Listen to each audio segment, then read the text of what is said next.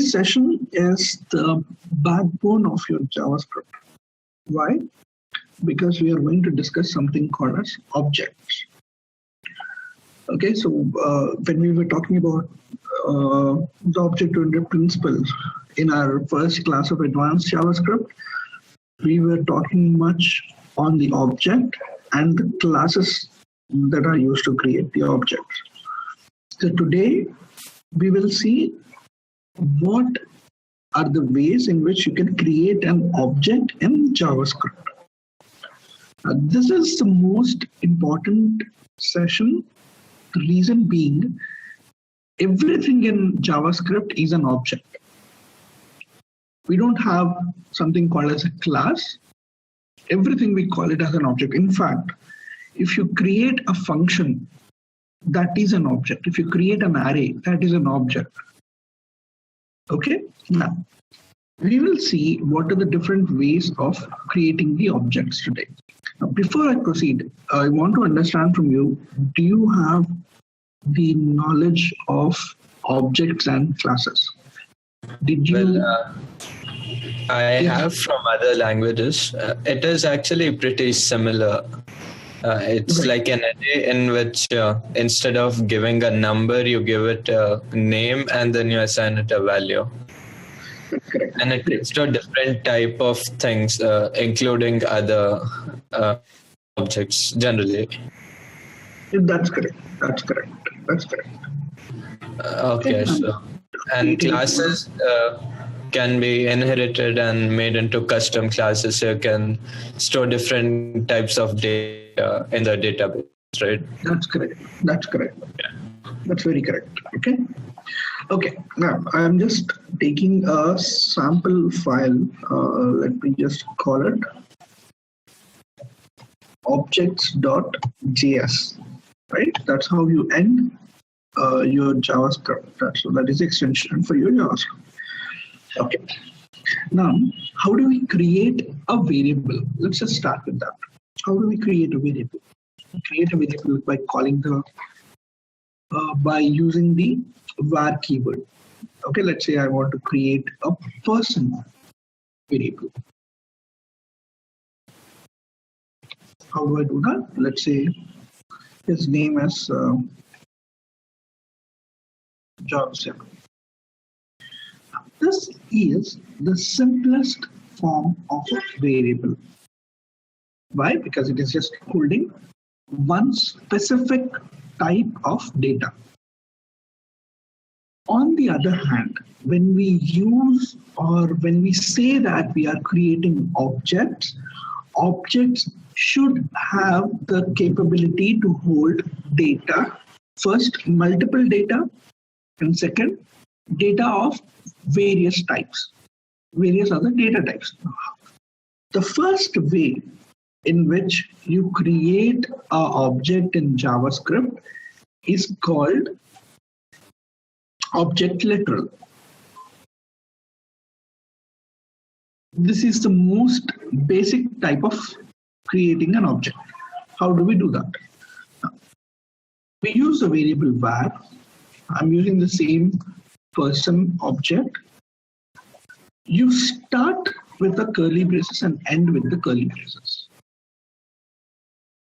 Within these curly braces, you define the properties for the object. What are the properties? Now, if there is a person, he is an object, he'll have a name, comma, he has an age, let's say 30. And what else does he have? He has a phone number, right? What is the phone number? 1, 2, 3, 4, 6, for example. Right? And what else? He has an address, let's say address line 1. Let's call it South Bend. He has what? A city, Indiana, follows, for example. Okay, so this defines a person object. And this is the most simplest way of creating an object. I just need to start with curly braces, give the name and the value pairs of his properties. The properties are name, age, phone, address line 1, and city.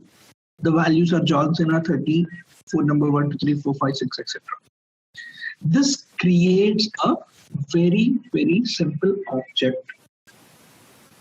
If I put it in other terms, it is just a collection of named value pairs, right? So this is a name value pair combination separated by a colon, and the name value pairs are themselves separated by a comma. So this is called, if I can say, these are called as your collection of your named value pairs. Let's see how does this react when we put it in your browser. Just use the same thing. Open up the console. Okay. So I'm just giving the person. Let me just actually have this again and define the person object. So that defines my person object. Now you would ask me, okay, we have the simplest way of creating the object. I know this is how we create an object by using the method of object literal. You have defined some properties for a person. How would I access the properties? Right? You should be asking me that question.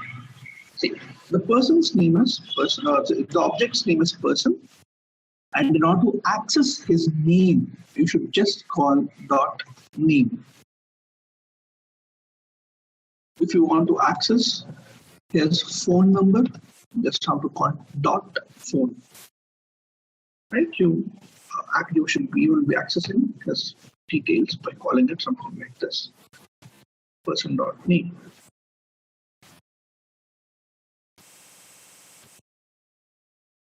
Something like this. Now, there is yet another way in which you can access his properties, and that is like this stuff. Person of need. Use the array-based notation. Let me show you how does this work. Just take person.name and this way. What happened? Well, the syntax looks very similar to Ruby syntax actually. Okay. It used to be, can this sort of syntax, or is this also true? I mean, this used to be a way of defining, right? I'm not sure. The first one. See, it is almost similar. You have this particular expression equals to and greater than, I don't know what you call it in Ruby. Here we use the colon. Here we use the colon syntax. Yeah, both are used in Ruby. Actually, this is a very old way of defining it. Okay. That sounds good. And it's almost identical, this syntax and the current Ruby one. Correct. Okay. Sounds good. Okay. So this is, I'm not sure why this is raising up null when I'm accessing it in the array style. I'll come back to it. Just leave it there for now. Okay, so that is your object literal syntax. Now there is an advantage of this syntax and there is a disadvantage of this syntax. The advantage is it is the simplest way in which you can define an object. And the disadvantage is it is not reusable. What do I mean? Let's say I want to create another object called as my father. I'll have to take this whole thing again, retype it, and then change my father's name. Say father. And if I want to create my mother option, then it has to be the same. Like this. So you have to write the same lines again and again and again. So this is though the most convenient way, we don't much use it unless and until we have no much concentration on the reusability of it.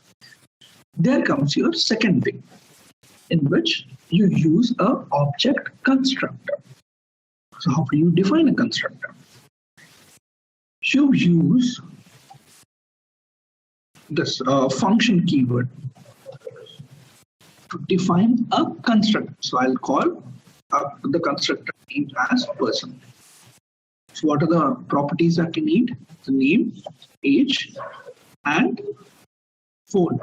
Let's keep it simple, okay? So in order to access the current instance, the current object, you use the keyword this. So I'll create multiple objects, right? In order to specify that for a particular object, you use this keyword. And let's say I assign the value name. This dot age is equal to age. This dot phone is equal to. So this age, name, and phone, after the equals, to the right of the equals are these things which are coming input as parameters, and this refers to the current object. Whatever you create, let it be my father or mother or something else. Okay, for that, now, how do we create objects by using this syntax? So let's say I want to create my father object. I'll say new, okay, person, and pass in the parameters. What are the parameters? Father. What is his age? Let's say 50. What is his phone number? Let's say 456. Similarly, I'll create another object called my mother, and I use again new person, and here mother, and let's say 40, 56 again. Okay, so if you execute this, see how it reacts. Let me just reset console.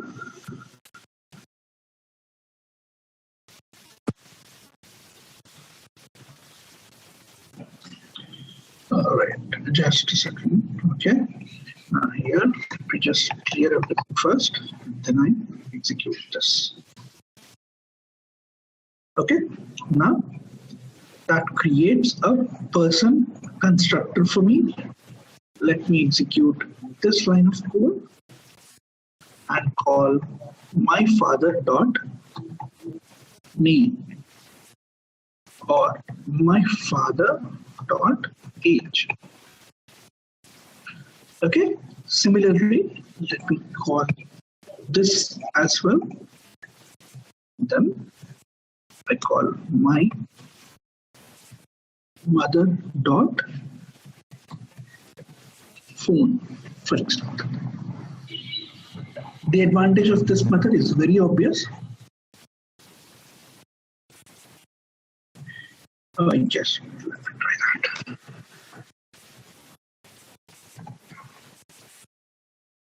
Yes, it was correct. I forgot the double quotes in the previous example. Let me try it there as well. Where is it? Here. Okay. Person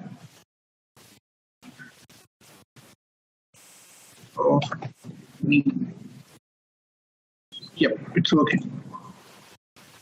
Double quotes. I forgot the double quotes. Okay, it's working. You are right.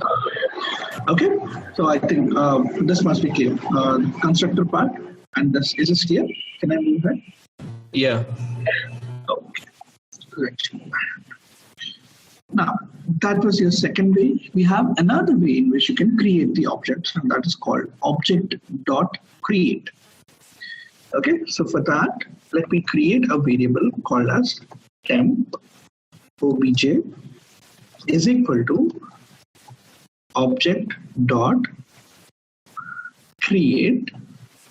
It requires a mandatory parameter. Now, why do we use object.create? In order to create an object from another object. So for now, I'll just pass the my father object to this. Okay, now let's see. There are certain things that you need to experiment when you're doing when you are creating an object in this way. First, let's see if you are able to access a name property. The name of the temporary object which has been created by using the object.create has been set to that of father. So that means my object is created correctly. Now, let's say I call my father dot phone. Okay, and I set this to 654321. Okay, let's see if it is reflecting correctly in the current object or not. It is updated. Now if I call temp obj dot phone, it still takes the change.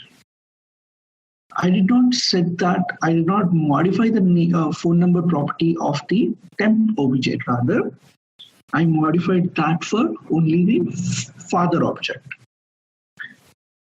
Now, what do you understand by this? When you are creating an object by using the object.create method, it is not creating another object for you, but rather it is just creating a link to the already existing object.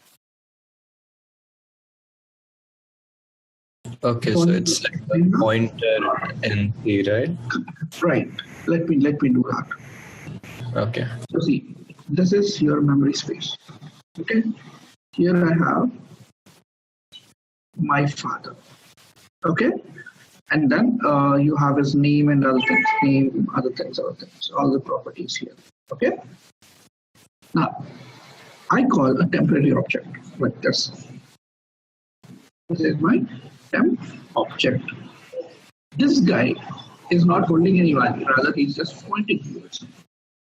So if I modify this, it is getting modified here, and let's do the vice versa. Temp obj dot age is equal to what? Let's say 100 century, okay? And I call my father dot age 50.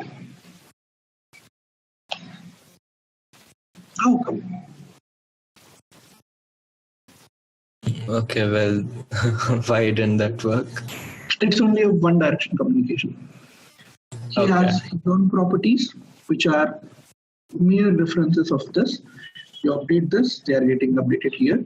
You update this, the main object that is used to create it. Let me draw it again. So let's say a bigger picture. This, I have my father object here, and I have my temp object here. So this guy has got some properties, which this guy is using.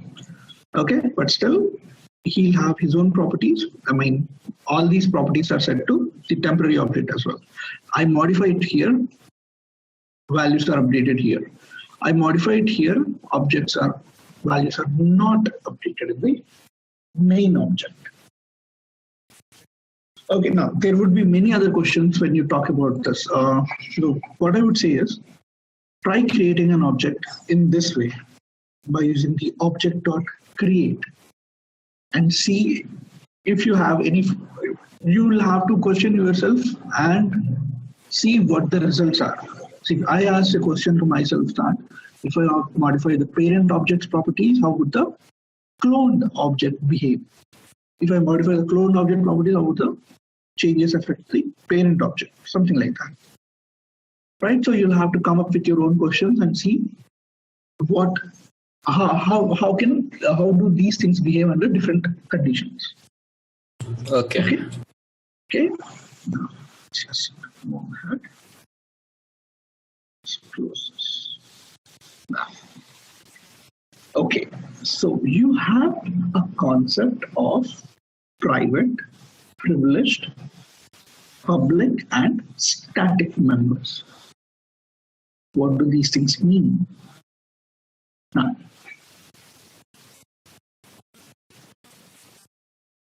when you define, see, that's fine. You remember that there is this concept of abstraction and encapsulation and other things, right? Yeah, scopes of variables and all that, right? All that, right? You remember all that. Okay. Now see, I'll tell you. These things are used to control how and what things are to be accessed or accessible to the outside world. Now, what do I mean by that? For example, the objects will have properties. Like the way we have created name, age, and other things, every object will have some or the other property. Now, you cannot allow a program to update all the properties. You will put some restriction there. Right? So when you put some how do you put some restriction? And if there are some properties which are private to the object, that means they are not accessible to the outside world. How do you allow people to update it, or whether you will allow people to update it, or how will you allow people to see that? For that, let's take a very simple example and see how we do that. Now, I'll create a function called as get. Let's make it capital K. Okay, this kid will have a name. Okay, this is what? Your constructor. Now, first, let's start with creating a private variable. Whether it is a constructor or whether it is a normal function, within that, if you use the var keyword and create a variable, okay, if you create a variable, that becomes private to that function. It is only accessible within the function. Now, if you convert the same thing in terms of objects, considering the fact that a function in JavaScript is an object, anything that you use or that you create, that you define by using the var keyword is private to the object. When I say private, it is not accessible outside of the object. Let me prove that. So let me create a variable called object called kid1 is equal to new kid. Let's give him a name, kid1. Okay, so now let's execute this. Let me just call clear. Okay, and I'll call var kid1 is equal to new kid. He needs to have a name kid1. And now I call kid1 dot idle. Undefined. I am not able to access the name directly. Undefined. So this is private. This can be accessed only within the function or within the object. Now, I need to provide a way to the world in which they can access this private variable. I do that by giving it a method. Let's say get idle. I want to define a method called get idle, and it's a function. So what this get idle would do is just to return the value of idle. This is a way I which this is the way in which I'm making the variable readable.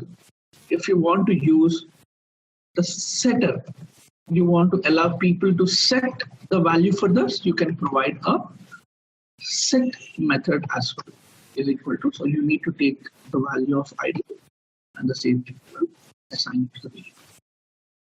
These set, which are the functions which allow you to access a private variable, are called as privileged.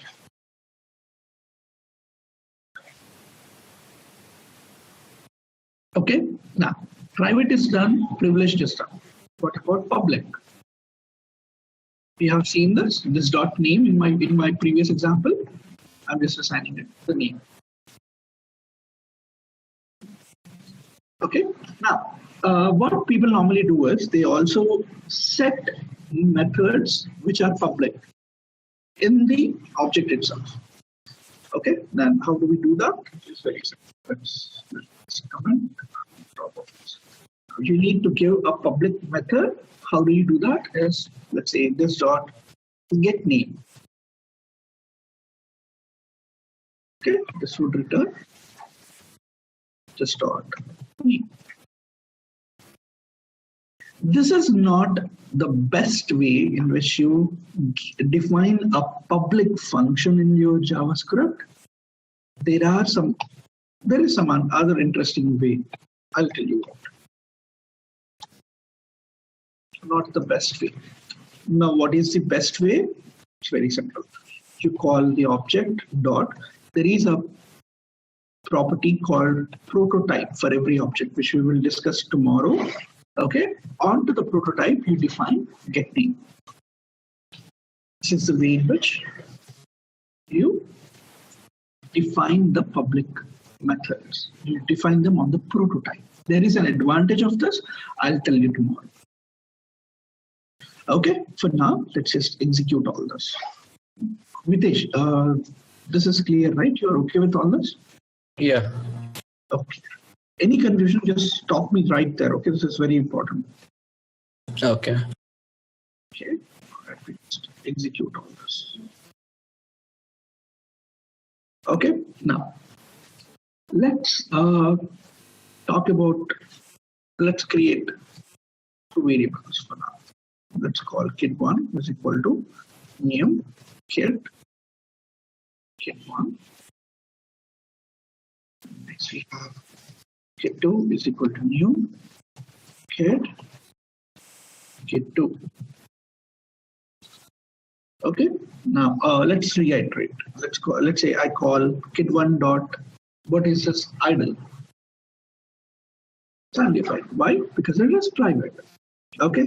Now let's call kid2 dot get in, or let's say get idle, the privileged method. It says Johnson. Let's call kid1 dot get name. So we have kid1. I'll modify the name of the kid1. Kid1 dot name is equal to modified name, something like that. Okay, now if I call kid1 dot get name, sorry, close it with the brackets, it's updated, modified name. Now, there is another last concept in this, which is called as a static variables or static properties. Mitesh, remember this. Whenever they use the term static, understand that it is at the class level. This name, idle, and all that are all different for different objects. Whereas when you say that a property is static, it is applicable only to the constructor.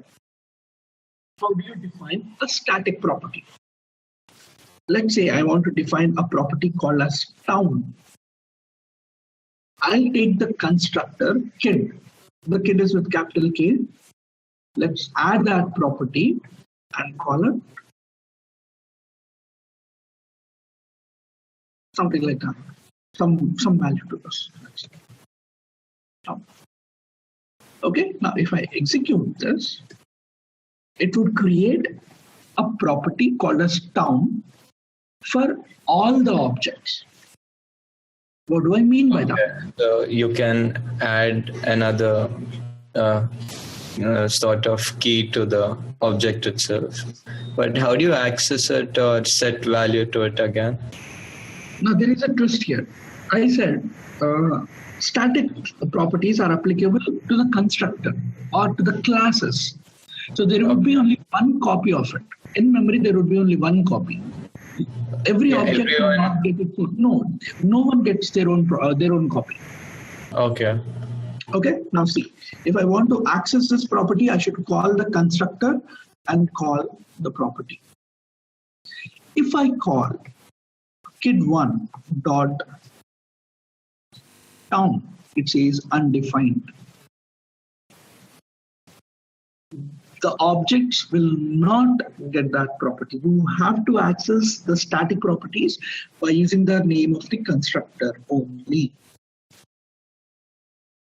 Okay, and what circumstances would I need such an static object? See, there are many uses of a static object. For example, let me talk about something which is different from your JavaScript. Okay, let's talk about multi-threading. You understand multi-threading, right? Yeah. So in multi-threading, yeah, a process gets divided into multiple threads, and every thread acts according to whatever logic has been given to it. So it's actually part of a process. You have certain things which are common to all the objects. Let's say a counter. Okay, a counter object. Now, whenever a thread is running, it once it completes it, it needs to update that counter. That's a bad example. No, this is a bad example.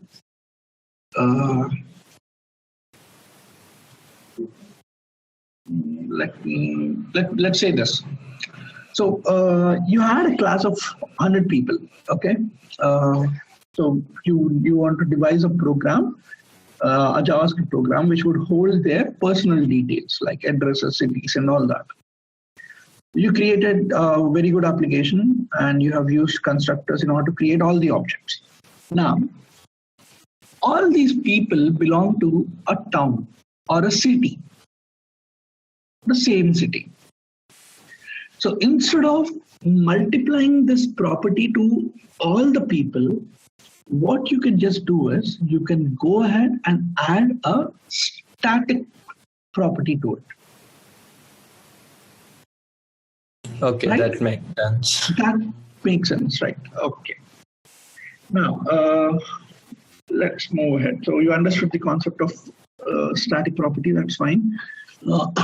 Creating a new instance, private, privileged, public, static, accessing property on the constructor object. That's fine, we are done with this, okay?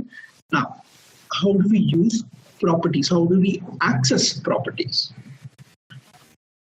Okay, so we have seen two ways. One is by using the dot, and one is by using the property name in double quotes itself. Now there is yet another way. Let's see.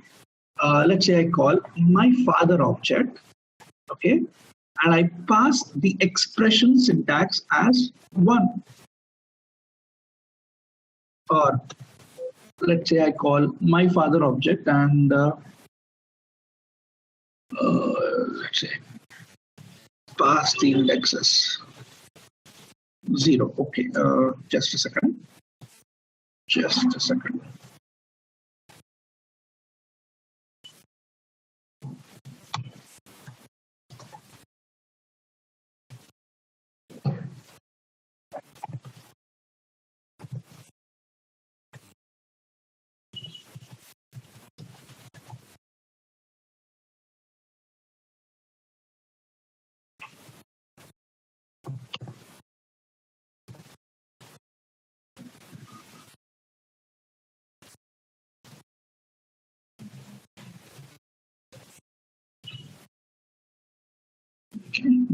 a second.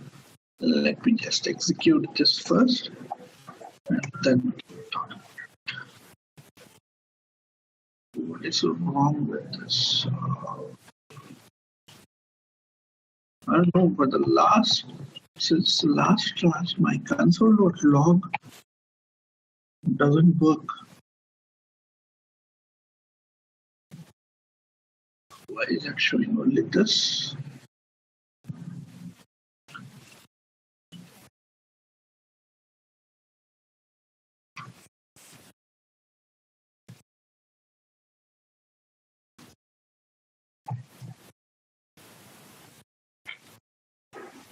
Yeah, so name, age, and phone number, right?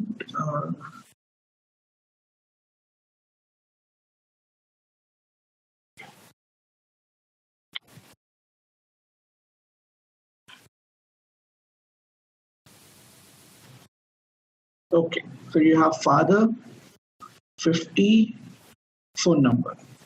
Okay, the last way in which you access the properties of your object is by using an expression. So, for example, we can iterate over the properties of an object by using the for in loop. We have seen for loop, we have seen while loop, we have seen do while. I told you about for in loop when we were talking about iterating over the arrays. Right? Arrays are objects in JavaScript, and whatever you do with arrays is also applicable to objects. So I use a for in loop to iterate over the properties of my father object. Okay, for It's convenience. basically like iterating over my father dot length, right? Yeah, dot length, but it is not exactly the same. It's smaller. You can assume, yeah, that's correct. Okay, so if you see the value that is contained by the I, the variable I, the iterator, the counter, is the name of the property itself. So if you see, name is one property, age is one property, phone is one property. Okay, so this is the third way in which you can iterate over the properties. Does that make sense? Yeah, so this is better. This is better. Okay, now let's say you want to delete the properties. I don't want person's age or my father age. How do I do that? You use the keyword delete and call my father dot age. You need to specify the property that you want to delete. So what I would do is I just delete my father's age and try running the alert again. Name, phone number, that's all. Does that make sense? Yes. Okay. All right. Okay. That's all we had for today. Okay. Let me just quickly go to the assignment. See, there was an assignment that was left from the previous session. There it had the creation of an object. So I did not take it up because we did not talk about objects. Let me show you. Create an object type person which consists of first name, last name, email, phone properties using JavaScript. Append these properties to appropriate place in the HTML document. Now, what you have to do is create an object. HTML, let's say you define a paragraph with the ID as name, and just append, modify the inner HTML to contain person.first name or person.last name or person.email. You got that? Okay, so you want me to create something like you can create an object using the console.log, and once that's executed, the values and these things are changed, right? Where is console.log coming from? No. First, you go to the console and you type in the object you want. No. You'll have to use a HTML. Okay, yeah. So I take input forms, and based on all those values, it assigns value. Don't even take input forms. Just use a static object with your own values. Use that object in your JavaScript. Okay, so I won't be taking any values. It just sets things. Right. Don't take any values. You will just have to show the value. Okay, I think this is doable, right? Now, let me just come down to the third today's assignments. Okay, we have only 2 for today. And they are first thing. Create an object type using object type car using constructor function. It consists of make, model, and year properties. Now create 2 objects of the car and alert their properties. Doable? Yeah, this one's easy. This one's easy. Okay, let's come to the second one. Mitesh, before you come for tomorrow's class, right? Make sure you're doing some practice on this, the objects, because tomorrow we have got inheritance, and this is the most confusing part of your JavaScript. Okay, when exactly is tomorrow's class? 6:30, right? No, 8 o'clock, right? Sorry, you have it at what? 10:30? Is it possible that it can be earlier? Because I have my last exam tomorrow. Okay, let's do it this way. If you're not able to make it for tomorrow's class, Okay. I'll send you the invite for the class for the other batches advanced JavaScript class. Okay, well, I'll be free after tomorrow, so there's no problem anytime afterwards.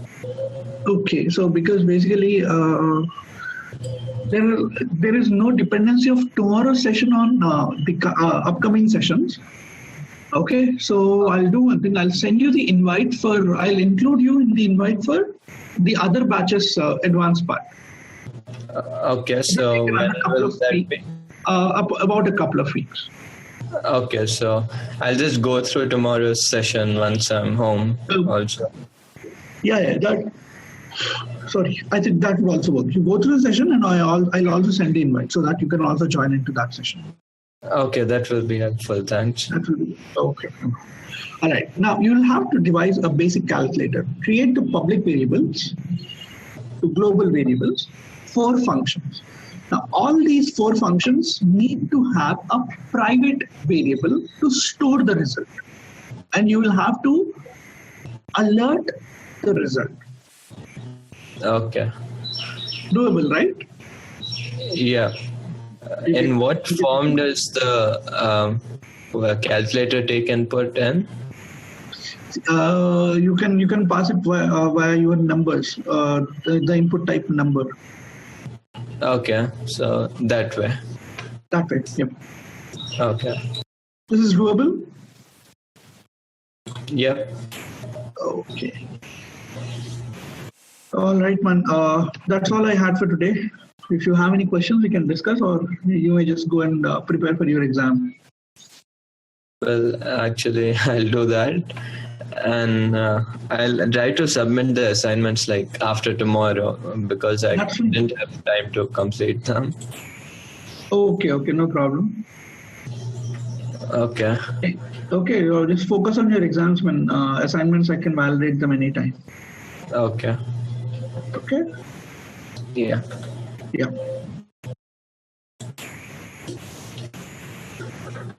Well, have a nice day. Bye. You too. Okay, you too. Good day. Bye-bye.